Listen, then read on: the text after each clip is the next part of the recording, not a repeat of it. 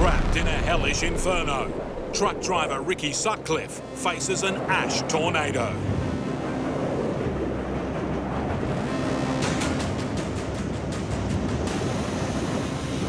Watch out behind you. Look at it go. Graham Parks is keeping a wary eye on the sky. I can see the smoke anyhow. Smoke in the distance. Flames by the side of the highway. And a storm threatening. With that lightning, that's probably how it started. We've not long ago passed some trucks and they didn't call us up and let us know about a fire, so perhaps it's just started by a lightning strike. You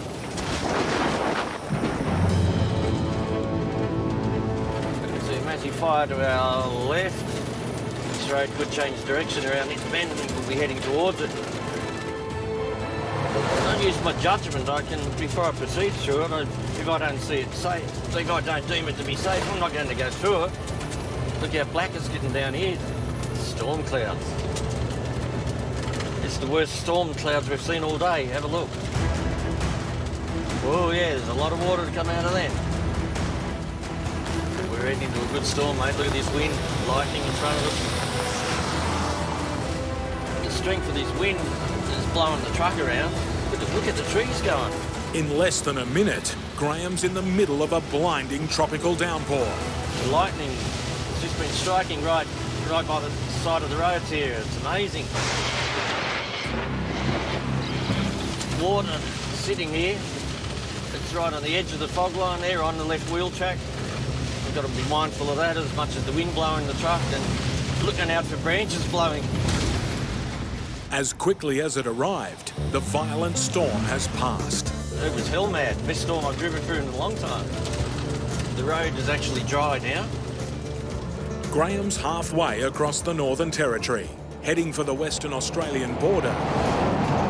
He has less than 3 days to deliver a vital section of rail line to a mine, still nearly 2,000 kilometres away.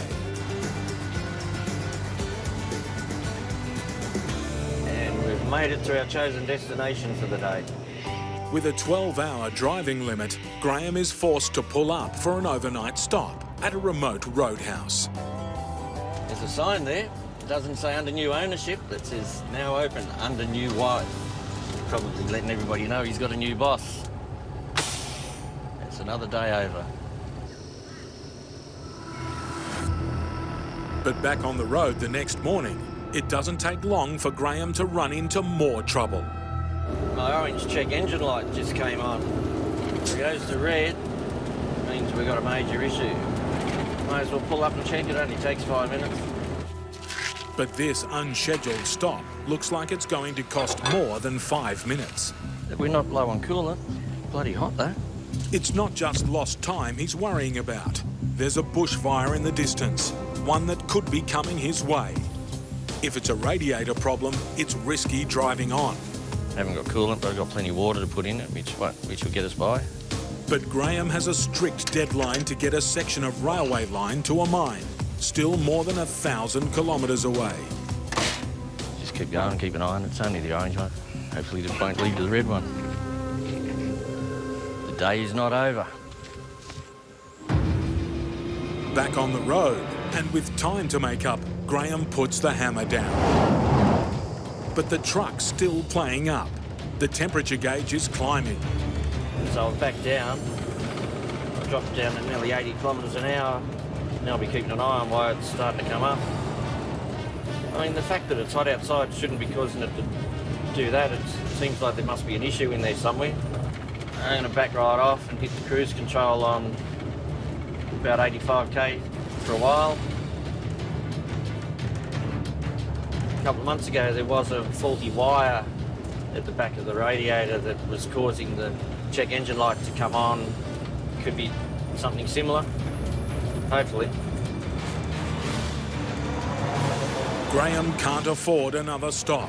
He makes the call to press on, hoping the engine light is a false alarm.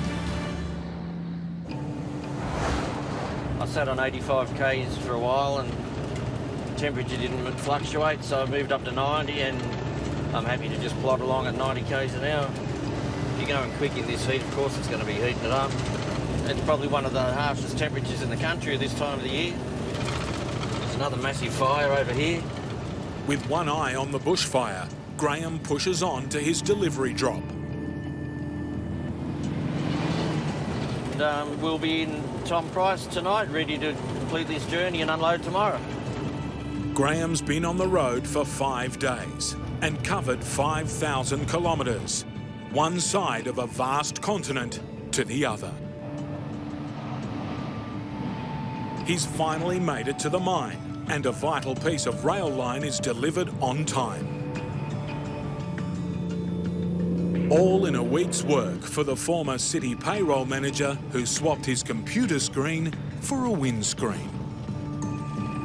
Used to be an office worker, always wanted to be a truck driver, and now I'm in my element. I love it. I was meant to be a trucker, mate. Robbie Mackay is running desperately low on time. His house moving permit runs out at dawn, and one of his trucks has blown a tyre. Hey, The trailer wheels should take minutes to change, tight, all right. but a stubborn wheel nut is refusing to budge. Put it on and turn it. Robbie deploys a torque multiplier to increase the turning power.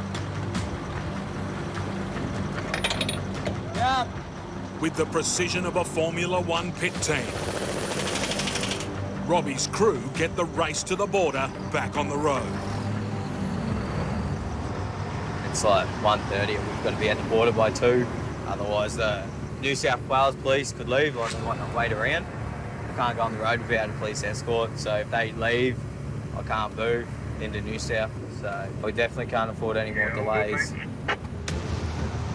Travelling at speeds of up to 100 kilometres per hour, a tarpaulin protecting the house from the weather has torn free. Is it just flapping? No, it's ripped. It's ripped from the corner, mate.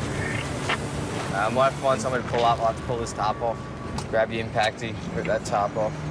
The tarp has become a serious danger. If it blows off and hits traffic, it could cause mayhem. Yeah, we're on the Pacific Motorway, which is, it's one of the largest and busiest motorways. Cut it close here. Can't do what you doing. Right? So now that the tarps are off, obviously rain's an issue. We pick up a bit of speed as long as it doesn't rain. Robbie's in a hurry to make the border, where New South Wales police are waiting to take over escort duties from their Queensland colleagues. Go, Dean. Go, Dean. Robbie doesn't want to stop, but he can't pass Dean's escort vehicle. Dean. Sometimes the call of nature is more important than the call of Robbie. Come on, Dean, hurry up, let's go. Right, so we're not over the border yet, but Queensland police are about to drop off.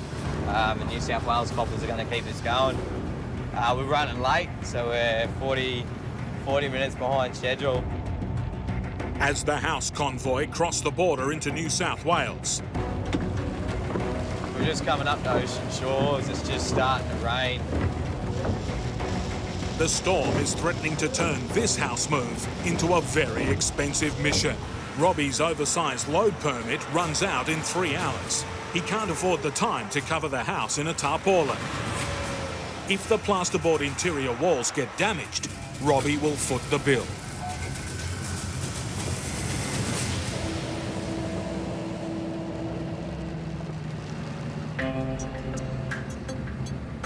Dawn breaks, and thankfully, the storm has passed. Just coming on sunrise. It's good that it's Sunday morning, not a lot of people out. Still doing pretty well as long as we get off the highway soon.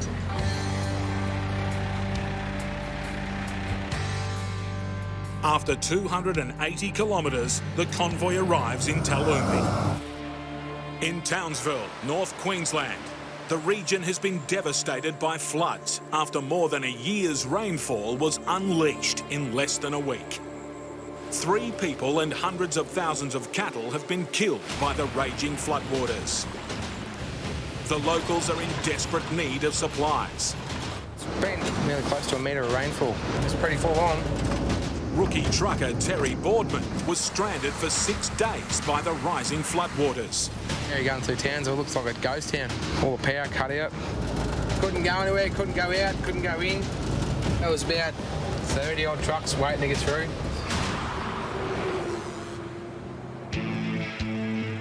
Back at base in southern Queensland, Is that enough or do you want more? No, that should be enough. Paul and Ashley Lamb are racing to fix Terry's flood-damaged rig, ready for another Mercy dash north with urgent supplies. Well, as you can see all the mud here. This is all from when the driver was stuck in the floods up there. Repairs have run into the thousands for the husband and wife haulage company. If our trucks aren't moving, then we're not making any money. People need their stuff. It's without truck stray stops, basically. It's sort of a rush moment to get as much up there for them. With heavy rain forecast, there's no guarantee Terry and his truck will make it to their destination safely. There's been floods over the roads, so we could come across some more water. 2.5 days, 50 cans. It's a 23-hour drive for us big fellas. So we're driving right. With time pressing, Terry heads straight for the highway. Bumper to bumper traffic. Everybody's hitting the skids. Probably doing 20 Ks at the moment. Stop and go. In desperation, Terry hits the truck driver airwaves for an update. Northbound, there's a broken down truck in the middle lane. It's costing us time. But slow traffic is the least of Terry's worries. Hello? If you can hear me, your back tyre is about to go. Thanks, mate. 10 minutes in the trip. Got something on my tyre already. Terry has to find a freeway escape and fast. Just gonna pull up there, jump in, have a quick look. It's this one here, on the drive. It's just bouncing around. Hello, I'm gonna make a quick phone call. For a rookie driver, changing a tyre on a rig this big is not something he wants to attempt alone. Yeah, I've got a flat tyre on the prime move on the back drive. A nearby auto shop is his best bet. Luckily, we're still close to Brisbane. I'm just lucky I wasn't a couple hundred k's away from the city. The changeover is eating up precious time.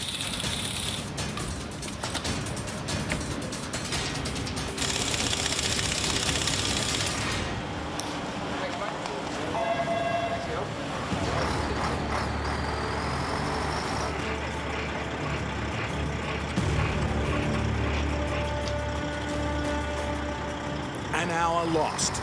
Terry hits the highway again. Can't have much of a delay at the moment, so cans are screaming out for timber, taking all the hardware stuff they need up there to keep them moving. Traffic has thinned, but slow motorists aren't making life any easier. Doing 100, and he's slowing down the pedal, and he's slowing me down to 95 now. Have a close look and just let him know I'm going to overtake him. I don't want to be pushing him on the highway for him to have an accident or freak out. So if he's sped up, it makes it very difficult for us. A gap in oncoming traffic offers a brief opportunity to pass.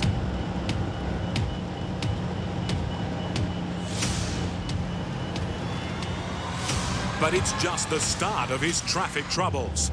Cars are crawling at a pedestrian pace. She slowed down. What's going on here? Hey, the speed limit says 110. The car can do 110, I can't, so I don't know why I'm catching her. I gave her a flick on my high beam just to, I wanted to let her know I'm here. I'm like trying to just tell her to do a speed limit. Yeah, you're kidding me. Really? No warning signal, nothing. Last minute. Left her turning signal a bit too short for my distance, as I've got a lot of weight and a bit to pull up. No, I wasn't expecting her to do that. No way. Get your heart pumping. Terry's problems aren't over yet. Ahead, a huge storm is brewing. Want to get it wet? Possible showers, they're saying. Only a week ago, this area was submerged underwater. Terry knows it can happen again, putting his cargo of flood relief supplies in jeopardy. Now we're heading towards it, that's where we're going. Now it's raining. Gonna be a rough ride. Visibility is less than 20 metres. The roads are a slippery nightmare, littered with giant potholes. 6 foot long, probably about 2 foot wide, and then they're pretty epic potholes, so and there's some damage to our trucks on those things. Wipers flat out, rain piercing down.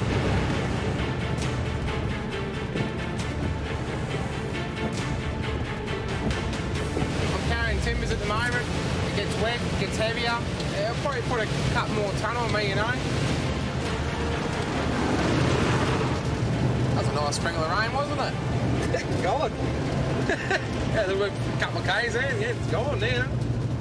Terry makes it through as the sun sets. He reaches his 12-hour daily driving limit and has to pull over for the night.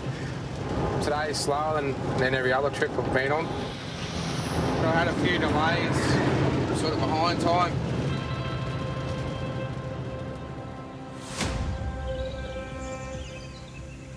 Dawn breaks, and Terry pushes on to the flood-ravaged Townsville, completely underwater only a week ago. When I was up here last week, I think it was horrible. I just couldn't believe it. The extent of the devastation is everywhere.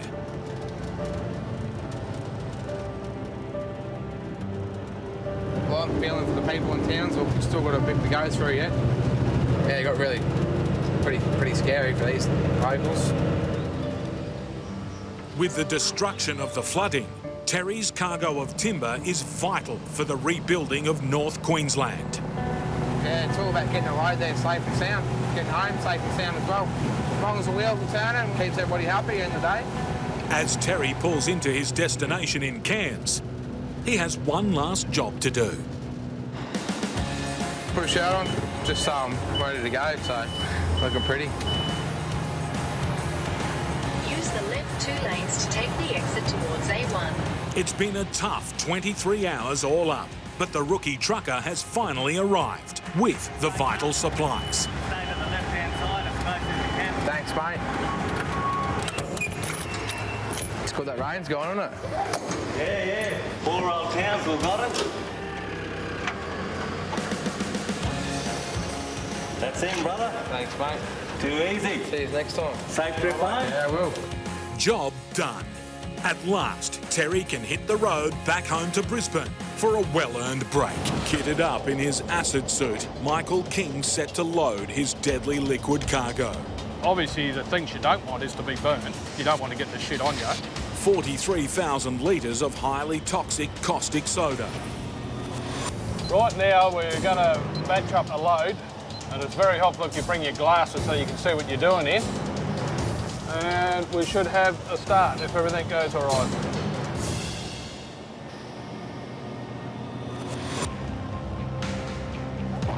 Yeah, it's pumping now. Everything's right. We just can't leave here. We've got a dead man button on this. He's a truckie who has to watch the load as much as he watches the road. So if something happens to you, you have a heart attack or something here, if you don't press the dead man, you stay. It'll go off in a second. So yeah, it's the dead man. Michael has to hit the dead man's button every 2 minutes or the alarm goes off. When you're pumping this stuff, you still don't rest. You don't go off and make a cup of tea and you just concentrate in case something's gone, something's happened. You need to know what's going to jump up and bite you. With his tankers full, Michael's now in charge of a seriously heavy truck. 65 tonne of product, but we're now a 100 tonne road train. About the best part of the day when you get this off. Now he has to get it to a mine in the middle of a desert. We've got the 1,700 k's to Headland, and then we've got another 500 k's to the desert. But there is supposed to be a heap of rain due in on Saturday. So look out, we're in for some fun. Away from the chemical plant, Michael can finally shed the last of his protective gear. This is about where it feels like you're a dog and you've just had the chain cut and you can go for a run. Look at that. Who else would have a thong tan that good? No one in Australia. It's all weighed up, it's all right, it's all loaded good, so thumbs up, let's get the shit out of here. As he heads north, long stretches of straight, empty highway mean Michael eats up the kilometres.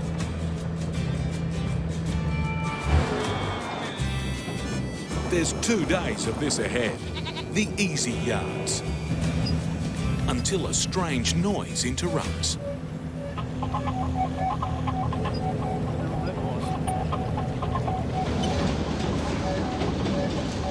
Funny noise has just come up, but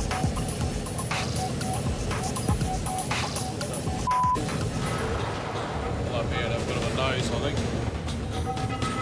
He needs to stop and investigate immediately. Got a real strange noise that's just come up. I'm just not sure at the moment. So, when you start getting funny noises, you just get to them as quick as you can. Come on, where is it?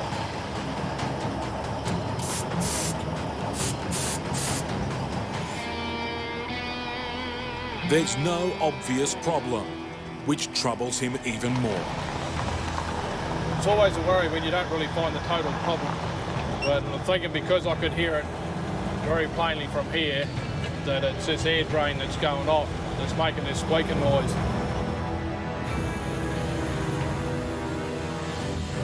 I absolutely hate it when you hear a noise and you don't really have an answer to it. It's sort of, you really want.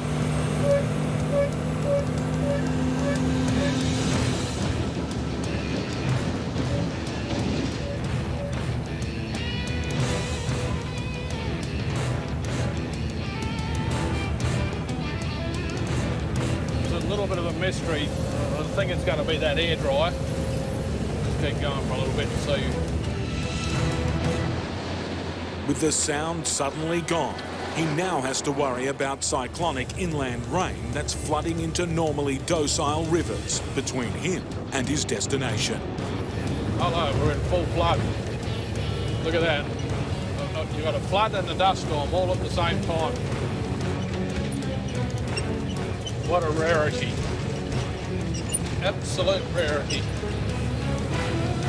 This is a big dust storm that's just coming through. Nature is making her presence felt. That river, I've never seen it that full in my life. So all that area is certainly getting some good rain now at the moment. We're just coming up now to the big river. This is the main Gascoyne River. Oh, she's a beauty. She's full. Look at that. That's not a raging river. What's a raging river? Look at it, eh? Chock-a-block. What a magnificent sight. Absolutely terrific. Michael's not even halfway, and as he heads further north, he's driving into trouble. The weather's getting a little bit frightening now because it's all raining inland. So as we get a little bit further up here, we'll start crossing the rivers that run north, and that's when we don't want to see this stuff out here on our right-hand side. As the devil speaks, we don't go very far and we're washing wheels. These flats here are like just one big one that's jammed in between two hills, and it doesn't get very deep here. It's sort of half a metre, it goes really quick. But when we get out to Barwell Bar / Ribbon Hills Road, those rivers, no exaggeration, they can be 15 or 20 metres deep. A bit of water coming down it now. Yeah, that's last time I come up here it wasn't much more than a trickle, and yeah, it's got a flow in it this time, so I'm a worried man now. Michael's keeping a nervous eye on the skies. He's driving right into the worst of the weather. Certainly not getting the funny look of this lot. I really am shitting myself now. At a truck stop past Port Hedland, Michael gets an update on the cyclone situation. Yeah, it's up off Kununurra and starts heading south towards Broome. Saturday it's definitely here at Port Hedland, but it's going to push rain in front of it out through where you're going tomorrow night. But we're going to beat that. Big bombs up here now, so let's just make a move, and hope we don't starve or die or get washed away. And we'll hammer for sure. The drive ahead is shaping up as a nightmare. It's probably the best storm you're going to see in your life. You look all the way around there, it's not a cloud in the sky. Everywhere we've got to go, there's nothing but crap. Michael King is seeing more water and less road. This is a big river, this one here. With 3 tankers in tow, he's having to drastically cut his speed and proceed with extreme caution. These floodways here cover off a lot of land, but they're nice and long. Hauling 3 tankers full of toxic chemical, he backs it right off in the water. Don't charge it, just basically not much faster than idle to get through. Before he hits the desert proper, Michael has a mountain range to deal with. There's a big hills around here, and I think they got the biggest one here, so this is just as much pain going down as what it is to get up. If something goes wrong going downhill, it just takes off and you got no control.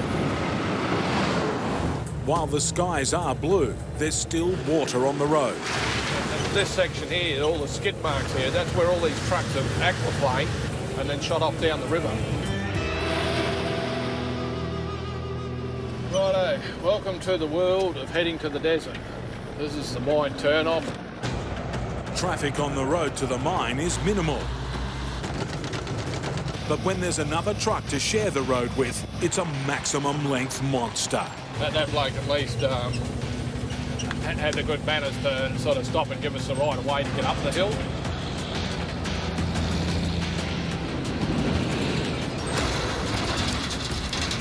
Yeah, brand new tyres on and they expect to drive over that shit there. No, can't see through the dust. Yes, take it steady, have another day out here. You're obviously loaded. Yeah, that's what we get paid to go there for.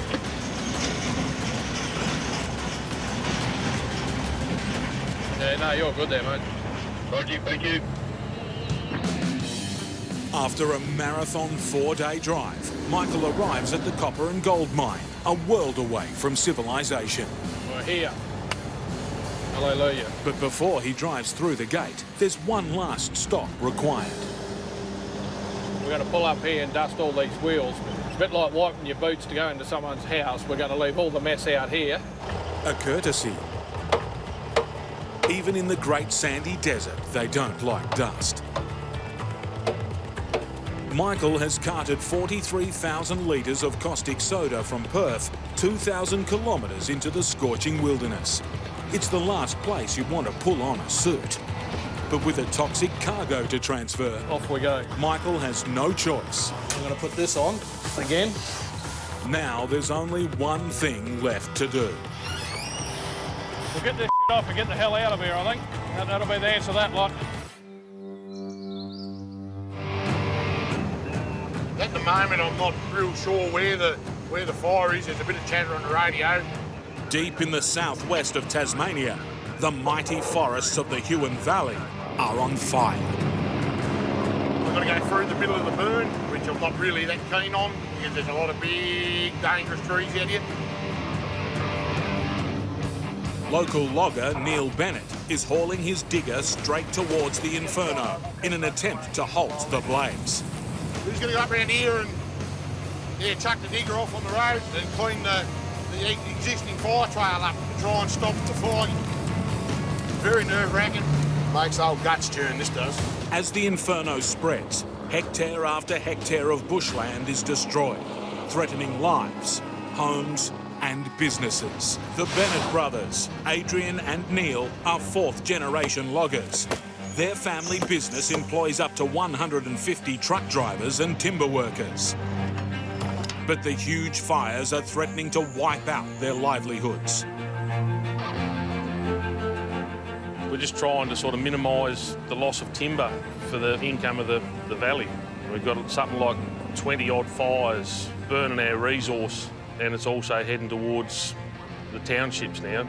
And the dozers and the excavators are just trying to bust into it and put fire breaks and cut the fire off. The dozers smash down vegetation and trees in the path of the fires to starve them of combustible material and contain the flames. We're battling. My job for the last week or so, I've been on our little dozer, just going from fire front to fire front, just trying to cut it off. The timber mill is also under threat. There's a high risk to us. Lose machines, lose trucks.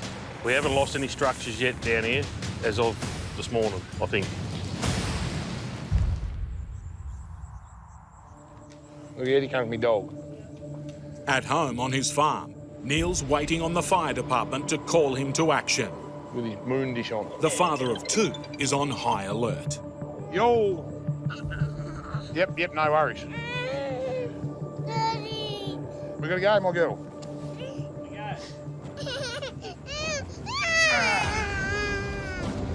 Neil has to scramble to help cut new fire breaks.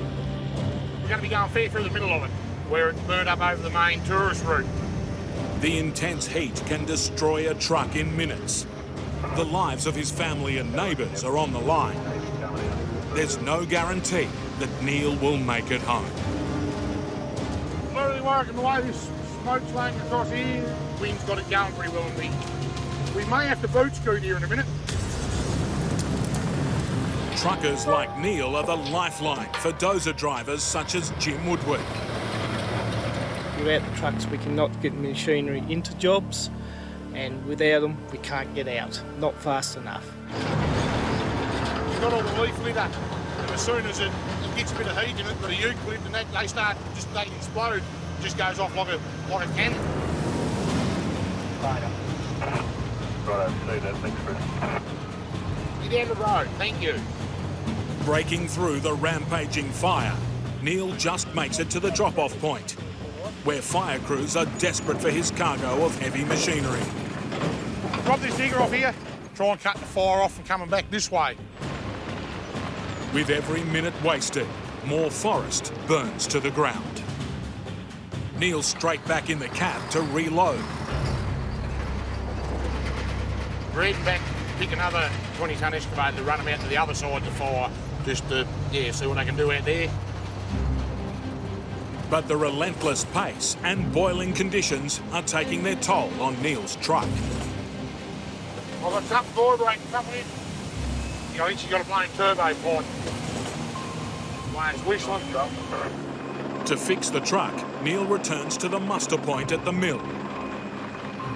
The designated safety area is no longer safe. Burned all around this Southwood site, which is one of our major sawmills that most of our timber goes to, and we're trying to protect it. As the fire grows, the inferno threatens. The fire's only just done the bank. Fire brigade around us, but I don't want to be sitting here too long. I thought she blew intercooler pipe. I've got to try and find the issue. Hopefully I can find it soon. It's a deadly race to fix the truck. Look out. The fire at the moment's nearly right round her. A lot of ash falling, a lot of hot embers. But there's only a little piece here where we're sitting that it hasn't burned yet, and they're working very hard on it to keep it that way. Roger, D. We'll see how that goes. Replace the intercooler pipe. Hopefully that was the problem. It had a little bit of a hole in it, so... The fire is rapidly closing in. Neil's cargo of heavy machinery is urgently needed to carve fire breaks into the bush. Off we go. Be mindful, guys, the wind's picked up a little bit.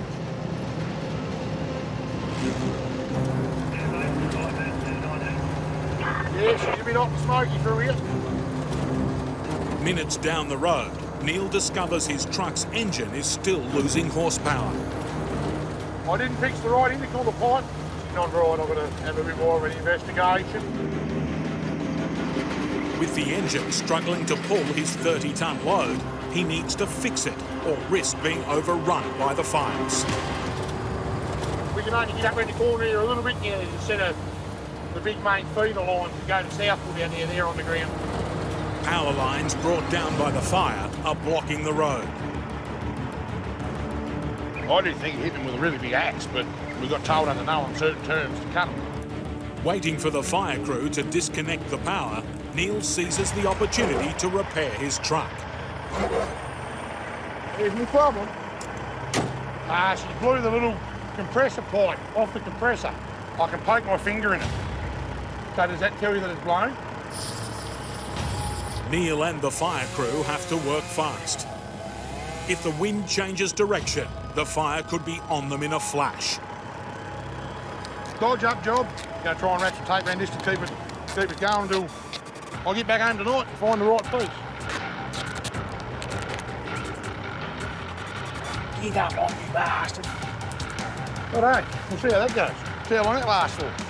The power lines are finally cleared, and not a moment too soon. Yo! Neil receives a desperate call from his brother Adrian. He's in trouble and in urgent need of rescue. Up Swamp Road. I think it's getting a little bit warm up on the bank there for him, so we'll charge up and see if we can get hold of him. He's coming somewhere to fire, we're not real sure, but I think it's only over the back of this hill here. Pulling a 5-metre wide 30-tonne load on narrow roads. One wrong move and it could be all over for Neil.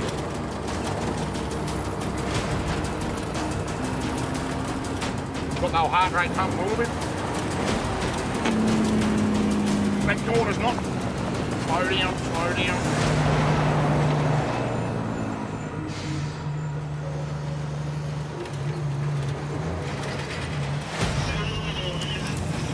Neil gets as close to the fire front as he's permitted. Sitting at the top of Swamp Road here, waiting for my brother to get back with his little dozer and make sure he doesn't catch light and burn in the process. With the fire front closing in, Neil's brother Adrian has to escape, driving a dozer with a top speed of just 16 kilometres per hour.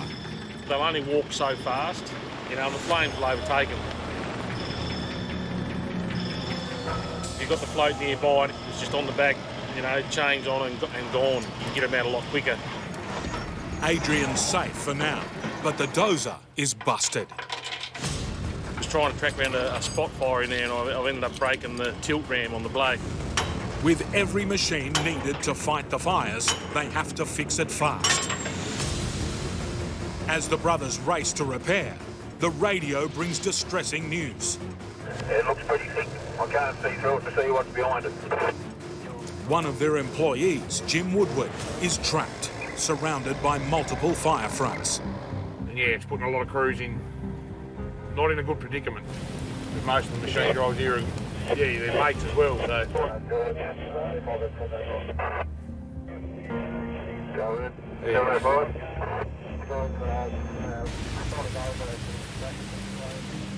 Driver Greg Walker is closest to Jim's location.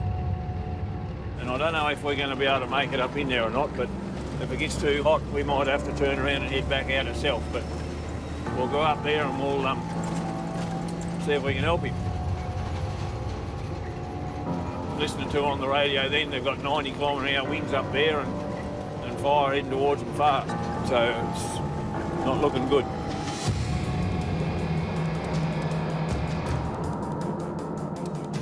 Got the top of the quarry here, Michael. It doesn't look like I'm going to be able to get through.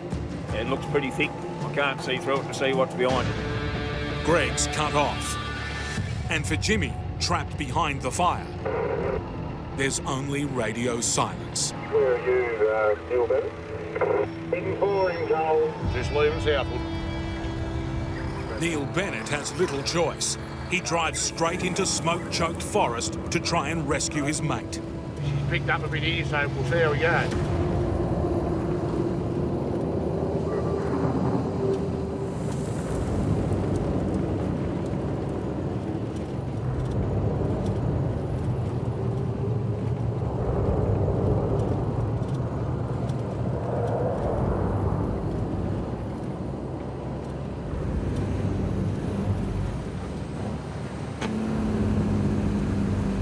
An emergency fire service vehicle suddenly blocks Neil's path.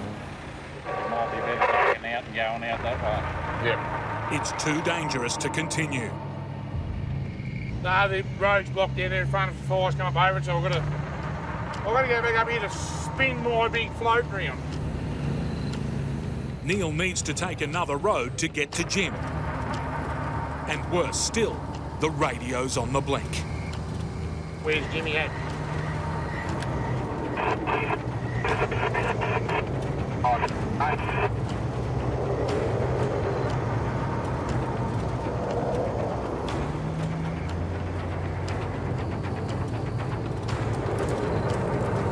Neil gets a lucky break.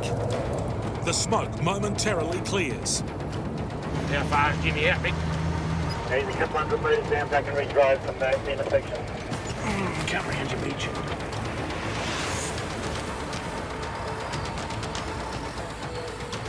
Miraculously, Jim and the dozer emerge from the burning forest.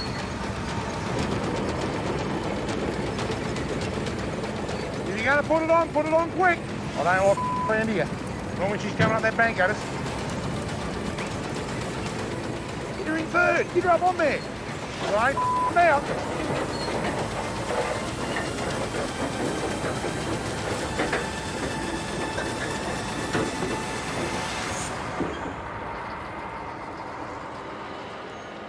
There was a wind change.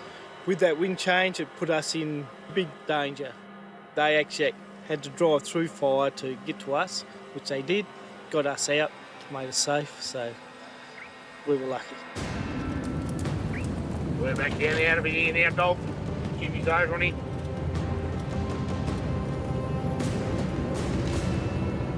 Managed to get up and get him out, so that's a bloody good plus. I'll have a smoke now.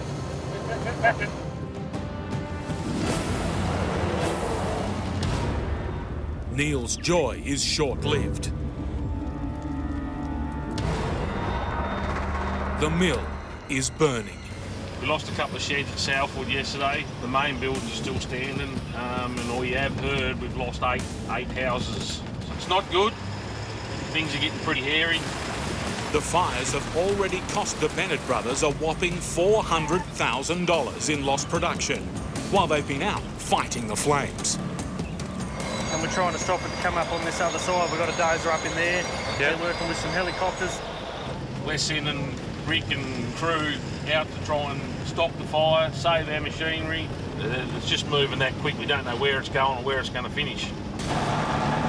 Facing a dangerous, unpredictable fire front, Ricky relies on Harry Price, driving ahead in the safety car to spot danger. Hey, roger, mate. Yeah, you got concrete on up that hill there, so you should get good traction. Cutting fire breaks in the thick of the forest is life-threatening work. For the bulldozer drivers, so far, it's been a losing battle. The wind's just been all over the place. It's just twists and turns of bloody fire. And one minute you're alongside the fire with the dozers, and the next minute it's coming at you. You get a containment line in, and the next minute the wind sends it in the opposite direction. So all that you've worked for, you've lost. You suck it up and keep going, I guess. No one will give in. You can't. The flames advance at a frightening pace. 3 bulldozer drivers send out an SOS. They need rescuing from the heart of the inferno.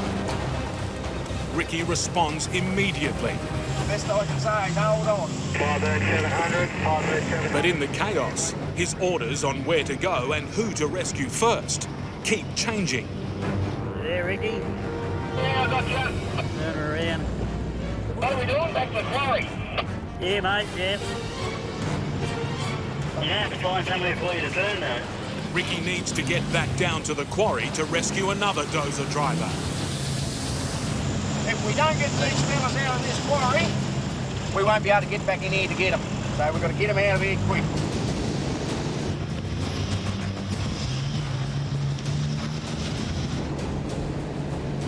Come on. At the bottom of the hill, 2 carloads of tourists appear out of nowhere, driving straight into the danger zone. Who in their right mind would want to come out here? Pull them up, mate. Send them out. Bloody idiots. Bloody Taurus! Why the hell would you want to me up the bastards? Why would you want to come out into a fire? Time is running out for the stranded drivers. Hot embers are leaping ahead of the main fire front. Look up on the back there, you see where that fire was behind us was spotted. Spotted in two places there. And we get these blokes out of it while we can, while we can still get in here. Ricky's beaten the fire front to the quarry. It's a race against the clock to get man and machine out of danger. Run you down to Southwood to get you out of it. We'll just drop this one off and we'll just go straight back. Straight back and pick Charles up. Ricky drops one dozer in the safe zone. But extreme heat forces the second driver to evacuate the quarry on his own. With a top speed of 16 kilometres per hour, the flames could overtake him within minutes. Just sneaking back out here to get the second dozer now. Go and get Charles. It might be a little bit worse up here, so get in and out quick.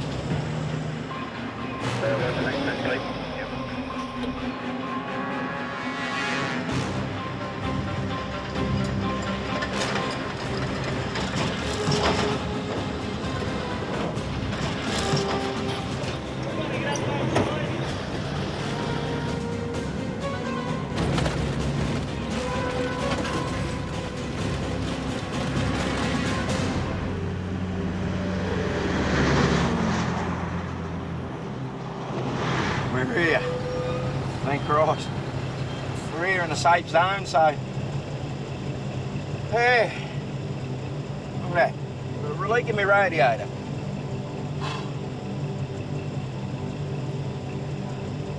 Bloody hot.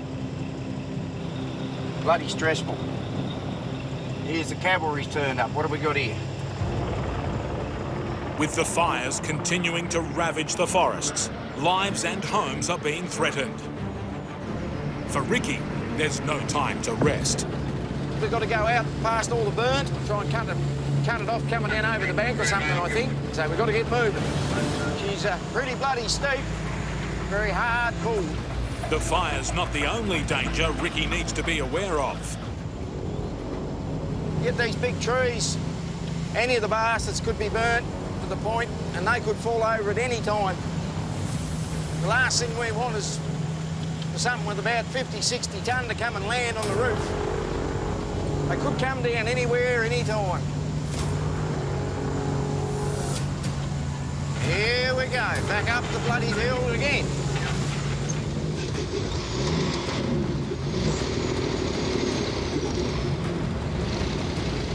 Still got a bit more steeper to go yet. She's been a bit hard on us. She's one of the biggest pools in Australia coming up here. Yeah, she's got it pretty well up in the temperature. Bit of skipping, bit of spinning, bit of lugging back to about 900 revs. Old girl, she done well. We're up on the top here now, so she hasn't done a bad job. Get out and unchain him so we can put him, he can get to work.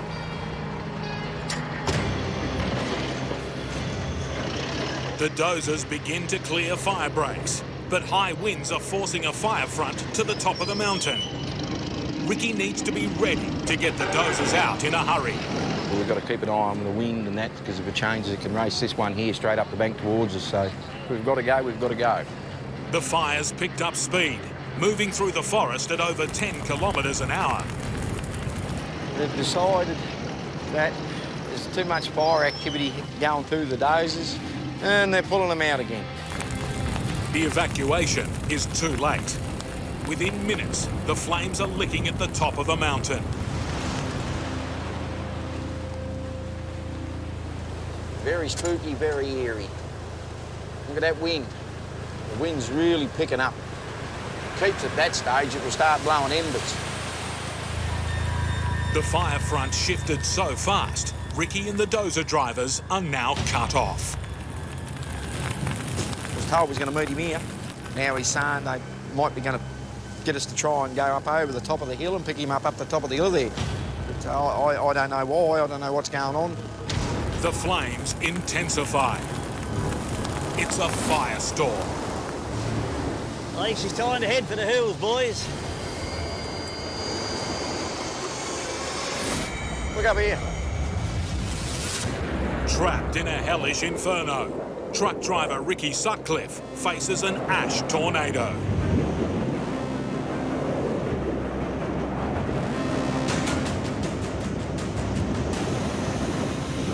Watch out behind you. Look at it go.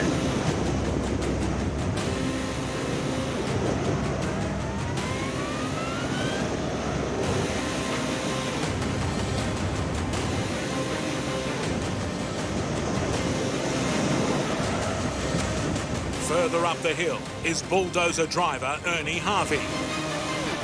Fate unknown. Want to drive up through that? Drive up there, pick that dozer up, have that wing spring round, blow it straight to the windscreen. They can stick that up their arse. I'm not going up there. It's too risky for Ricky's large rig.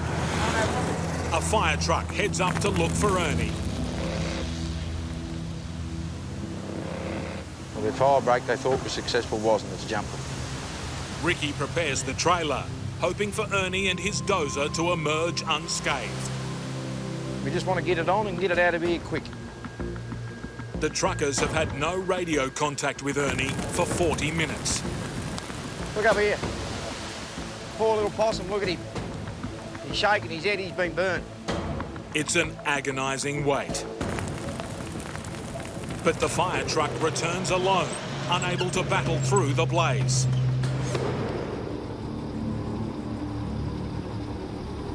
For Ernie Harvey to get out, he'll need to drive through a wall of flame.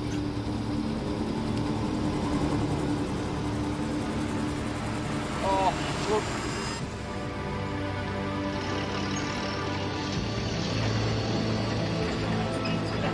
Ernie's made it out.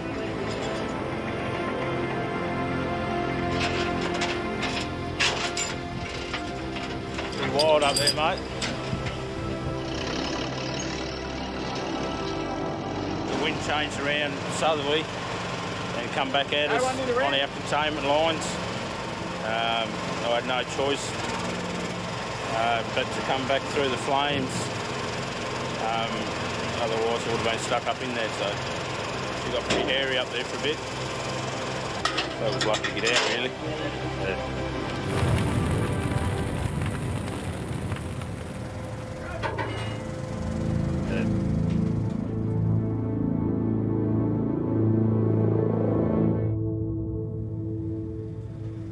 With the fire front about to hit, the team need to get out fast and make it down the mountain.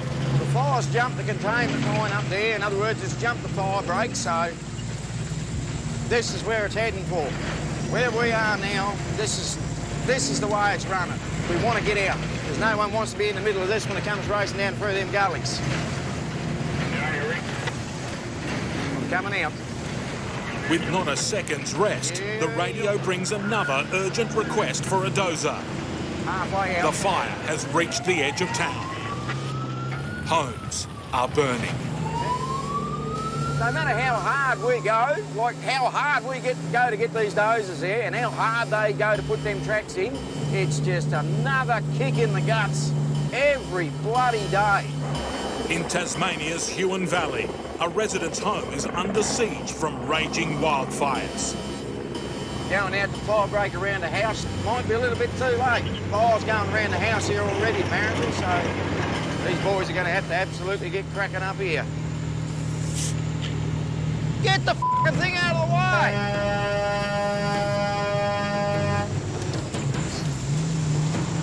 There's a house just over here and the fire's coming at it rather fast.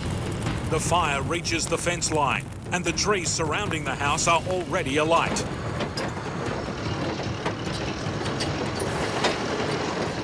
Fire, she's racing through there, heading straight for us. With the dozers off the trailer, Ricky needs to clear out fast. The fire is racing towards him. We gotta go in a minute. There's nothing we can do, so we best get out of that. Suddenly, the wind changes direction, and Ricky is driving straight into the inferno. Flames that tower over the truck, both sides at the same time, and it's terrifying. First thing that comes into your mind is, what do?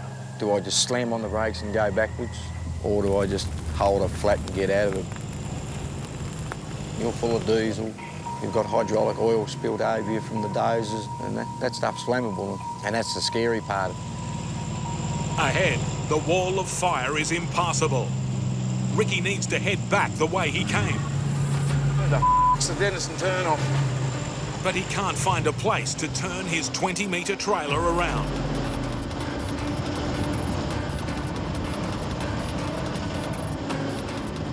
Eventually, he spots an opportunity.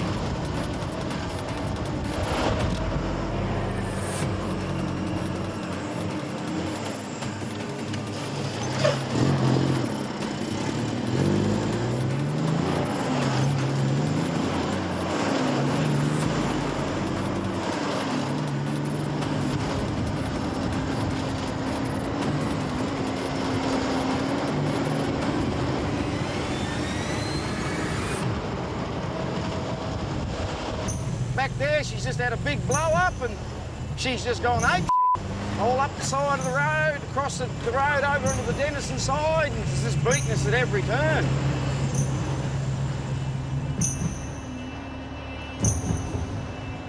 It's been a day of defeat. Finally, some good news. Oh, you never believe it, we've got a victory. I got a fire breaking around Hines' house. The fire just blazed through, blazed around the break, still burning a little bit here and there, and it's gone. Going back the other direction, so. Victory. Saved his house. And there's more good fortune. A desperately needed rain shower.